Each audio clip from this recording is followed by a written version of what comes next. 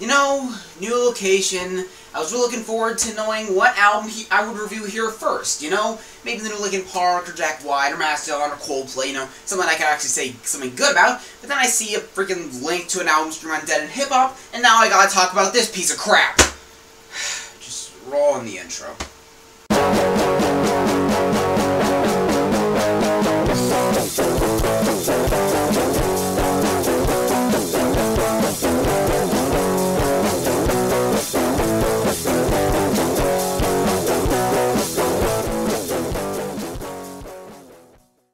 Hey everyone, welcome to another episode of Spin Reviews. Today I'm going to be talking about the new Robin Thicke album called Paula.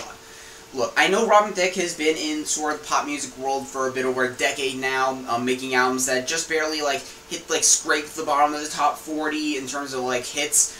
But of course he's really just come to the public eye hugely with Blurred Lines, which came out less than a year ago, so you can tell how much work went into this album.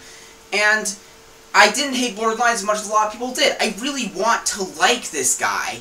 I mean, he's got a good voice, the instrumentation behind that track was really good. It's got this nice 70s kind of soul-funk thing going on with it, and the woos, those are entertaining.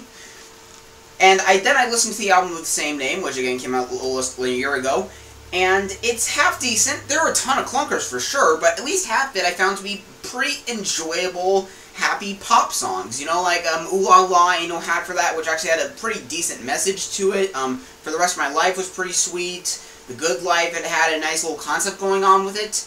And even Top of the World actually was semi-creative, but, you know, and I'll actually review this last year back when I was doing text reviews, I'll link in the description, but now he's back less than a year later again with his next album, Paula.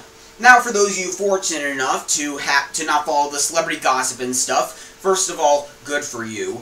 But also, basically, for the background of this album is basically that Robin Thicke's been married to this actress, Paula Patton, for 9 years now. She's kind of famous, I guess. And they got divorced last February for reasons I'll get into later.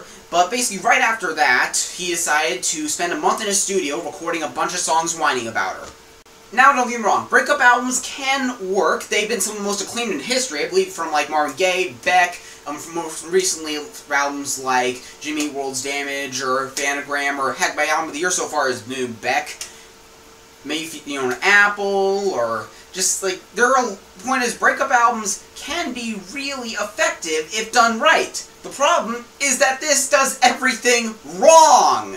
The first reason why this album just fails on principle on arrival is because this album is basically, it's named Paula, after this ex-wife, and of course, it's fine to name a song after a girl, but not when it's a celebrity couple with a pretty well-known ex-wife in question.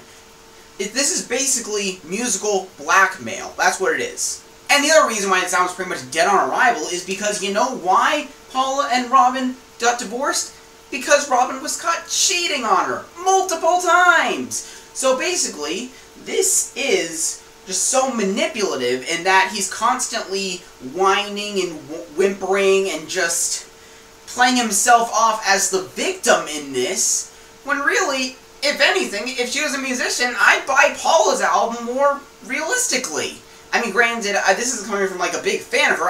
As far as I know, I haven't seen a single movie of hers, but I buy her story more, which kind of goes against the point of a breakup album. It's supposed to make the narrator likable in most cases. And besides, have you seen the Blurred Lines video?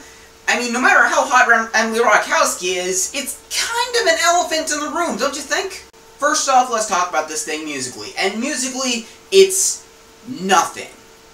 I could begrudgingly give this a pass if it was at least halfway interesting or creative or even catchy musically, but it's just not. He just goes into these cliched versions of piano ballads or swing or doo-wop or club pop in some instances, and it's all just so boring.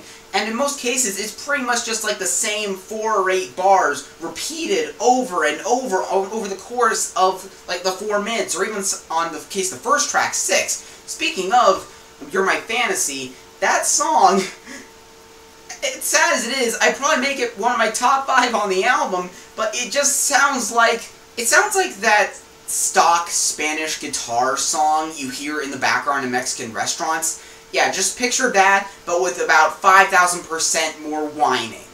Not to mention that's unfocused, just completely unfocused. Now, don't get me wrong, I'm fine with that album that goes in kind of multiple styles. I mean, heck, even Blurred Lines did that decently well, I suppose. It was at least somewhat versatile, I suppose, if you kind of squint your eyes a bit. But here, he just like goes for these templates of R&B and all those genres I mentioned earlier, and he doesn't do anything with them or do anything to make them his own. He just kind of takes these templates and just puts them on every song. And like I said earlier, this album fails lyrically in many different ways. The first 3 or 4 tracks are basically him rattling off these sweet nothings about, oh, I love you madly, and oh, I'm so sorry, and I gotta get you back, and speaking of, that single, Get Her Back, why is that a single? It's so monotonous. But anyway, so he's basically rattling off all these cliches that pretty much anyone can come up with to try to come off deep or romantic or whatever. And like I said, it's so manipulative and in a way kind of condescending to this girl, because he's basically implying that, if I just say all these little apology things instead of actually, you know, being a good person, then I'll be able to get her back and everything will be just fine. Only on a tiny handful of tracks did he actually reference that he might have actually done something wrong himself beyond just not being there for her or some relatively minor thing. I mean, and oddly enough, the only song in here I describe as at least decent is Opposite Side of Me, where he actually does say that he has been kind of a bad husband, just a bad significant other, and then he completely goes against that the rest of the album. Like, if the rest of it was like that song, like that confessional, that self-deprecating, that self-aware, then there could have been something in this album, but it just fails because he just contradicts himself left and right. But you know, that's not even getting into the worst songs on this album, and that starts right after those 3 or 4 songs with the song Whatever I Want. This is basically, undermines the entire album because it's him saying, he's basically gloating about being single just because now he'll be able to make out and have sex with all these girls, which kind of undermines the whole thing about him being sorry for his infidelities, don't you think? But then he turns around right after that with songs like Love Can Grow Back and Black Tar Cloud, trying to pass himself off as the sad guy again, when right before he showed what a true douchebag he is. And then that's followed right after by the other half-decent song here, Too Little Too Late, which, like The Opposite of Me, does show some regret, some admitting of his faults, which is a step in the right direction, but it doesn't exactly make for an effective song. And then right after that, with songs like Tippy Toes and Something Bad, he just goes back into this douchebag celebrating, like, triumphant breakup anthem mode, with Tippy Toes being like this swing song, like, Lover Taking You Out kind of song, when it really just is such a jarring thing from the rest of the album. And Something Bad, like, I'm not sure if it's worse than Whatever I Want, the two might be tied for the worst song in this album, but it sort of, from what I'm hearing, shows him not only being unremorseful for what he's done, but, like, flirting with girls after the breakup, and trying to pass off the fact that he did some infidelities and did some horrible things as sexy or something. I don't think that's how the world works, man. And of course, the album ends just as clunky as it began, with the set of songs The Opposite of Me. Again, if I had to choose a best track, it would probably be that, just like by the basics of what it's saying. Followed by Time Your Life, which is just like, kind of like Tippy Toes, just another like swing song, like ignoring there's any kind of conflict, which is kind of the concept of the album in the first place. And Forever Love, which is, you know, like the first couple tracks, just like another generic cooing, oh, I want you back kind of song. Look, my least favorite album of last year was Justin Timberlake's The 2020 Experience 2 of 2. You know, a song from another pop singer I really want to like a lot more than I do. It was partially because the songs were stretched out too long, they got uninteresting, the lyrics were really shallow, and slightly douchey sounding, kind of unlikable in some spots, and I ended up giving it a 38. I thought it sucked altogether compared to the first one, but that album at least had its worst crime in a way musically was that it had too much effort put into it. This one has no effort put into it whatsoever to be even the slightest bit likable or interesting. And in that way, I actually kind of have to say that the Justin Timberlake album is better, and I honestly can't see this topping in terms of my least favorite albums of this year. I give it a 35. It's trashy, it's manipulative, it's condescending, it's got kind of a sociopathic way of thinking about human emotions, and it just comes off like such a desperate, pathetic trash heap of an album.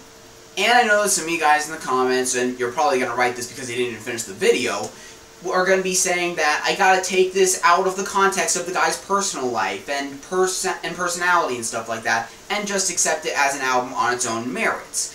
See, I do that with a lot of artists, like Kanye West, Michael Jackson, Oasis, and pretty much, you know, if I trashed every artist who committed some kind of sexual infidelity or just like any kind of wrongdoing like that, I would never listen to like 60% of my iTunes, at least the the classic rock kind of stuff. But the problem is that it tries to translate it onto here, and it just fails in all ways. Like, even as an album, musically and lyrically, it fails completely. Again, I do really want to like this guy as an artist. I've heard a lot of good things about a couple of his past albums, like The Evolution of Robin Thicke, which I am going to give a listen at some point and report to you guys about on the Facebook page. But as of now, the guy is just so unlikable in his songwriting, at least on this album. I mean, on Blurred Lines, it was occasionally, but he at least made up for it on some songs. Here is just complete trash. Normally, I don't like saying, don't listen to this, because, you know, opinions are an important thing. Heck, I'm making a review now, so. But if you were to ask me if you should listen to this over, like, any album to come out this year, I would say no. Just stay away from it. It's really not worth your time. Actually, you know what? Since I gave Blurred Lines 62, I'm just going to split this half and give it a 31.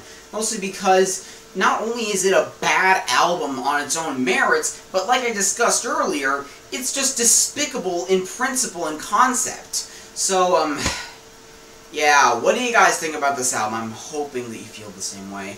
But if you don't, just please be civil. And share this around with anyone who might be interested. Like the Facebook page in the description for updates, commentaries, music news, and reviews of older albums. And hopefully I'll see you in the next episode of Spin It Reviews.